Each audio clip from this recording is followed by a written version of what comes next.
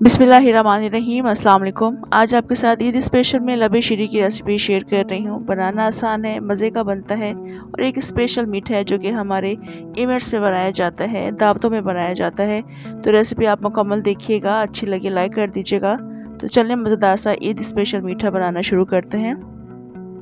Pan में सबसे पहले दूध ऐड करेंगे। ये पहले से बॉइल्ड मिल्क है, ठंडा दूध है। दूध को मैंने मलाई के साथ ऐड कर दिया है। दूध को अब हमने सिर्फ गर्म करना है। मैं 1 लीटर दूध का ये मीठा बना रही हूँ। आप दूध की क्वांटिटी बढ़ा सकते हैं। इस वक्त दूध तेज़ गर्म हो चुका है। अब हम इसमें कलर्ड सेवइयाँ शामिल कर देंगे। इसको अच्छे से मिक्स करेंगे, सेवइयाँ को नरम कर लेंगे। सेवइयाँ इस वक्त नरम हो चुकी हैं, तो अब हम इसमें थोड़ा सा कलर ऐड करेंगे खूबसूरती के लिए। यहाँ पर आप जामी शीरी, रूह अफ़ज़ा ऐड कर सकते हैं, येलो फूड कलर ऐड कर सकते हैं, पिंक कलर भी ऐड कर सकते हैं। मैं कलर यहाँ पर इसलिए ऐड कर रही हूँ क्योंकि सेवइयों का अपना कलर इस दूध में नहीं आया है। अगर बिलफर्ज सेवइयों का अपना कलर दूध में आ जाता है तो फिर आप आर्टिफिशियल कलर मत चूज़ कीजिएगा।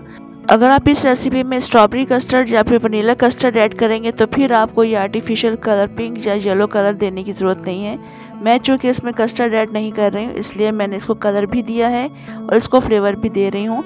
Half tea spoon vanilla essence add किया है। इसको मिक्स कर लेंगे अच्छे से और उसके बाद हम इसको थिक करेंगे। थिक करने के लिए मैं कॉर्न स्टार्च का इस्तेमाल करूँगी। तो कॉर्न स्टार्च आप उस वक्त ऐड मत कीजिएगा जिस वक्त आप इसमें कस्टर्ड ऐड करेंगे। तो अभी मैं फ़िलहाल इसमें चीनी शामिल कर रही हूँ।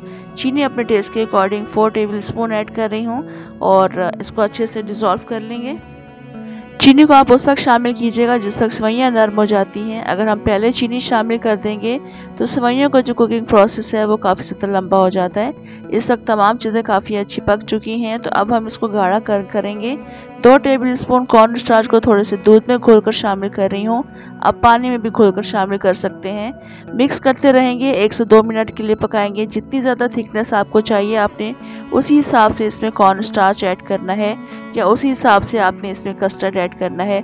ये जो मीठा मैं बना रही हूँ थोड़ा सा थिक भी होता है, थोड़ा सा पतला भी होता है। यहाँ पर डिपेंड करता है आप इसको किस तरह से खाना पसंद करते हैं। तो इसको रूम टेम्परेचर पर मैंने इस वक्त ठंडा कर लिया है चम्मच चलाते हुए ताकि इसके ऊपर मलाई की लेयर ना बने। तो अब हम इसमें जेलीज ऐड करेंगे। मैं बनाना जेली ऐड कर रही हूँ, स्ट्रॉबेरी जेली ऐड कर रही हूँ। इन जेलीज के अलावा आप किसी और कलर की जेली भी ऐड करना चाहते हैं तो वो भी आप ऐड कर सकते हैं।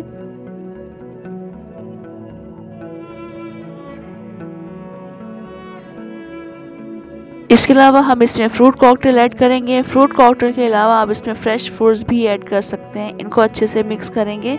आप यहाँ पर ड्राई फ्रूट्स भी ऐड कर सकते हैं, अपनी मर्जी का कोई सा भी आप ड्राई फ्रूट ऐड करें। अब मैं इसको सर्विंग डिश में ऐड कर रही हूँ, थोड़ा सा इसको डेकोरेट करूँगी।